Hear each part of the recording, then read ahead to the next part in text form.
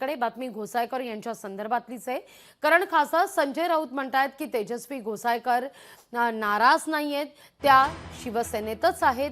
तेजस्वी घोसायकर आणि विनोद घोसायकर असं आता ठाकरेंच्या शिवसेनेचे खासदार संजय राऊत यांनी स्पष्टच केलंय।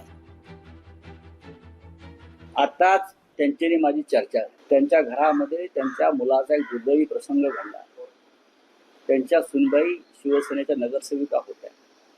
खरं म्हणजे मला लाज वाटते भारतीय जनता पक्ष आणि शिंदे गटाची। याही परिस्थितीचे दोन पक्षाचे प्रमुख लोक त्या मुलीला फोन करून बरं का आमच्या पक्षात या त्यांना लाज वाटली पाहिजे। एका घरामध्ये तुम्ही जिने आपला पती गमावलाय, ज्याने आपला मुलगा गमावलाय, त्या घरामध्ये तुम्ही अशी कृत्य करताय, लाजा वाटला पाहिजे। निर्दय लोक आहेत।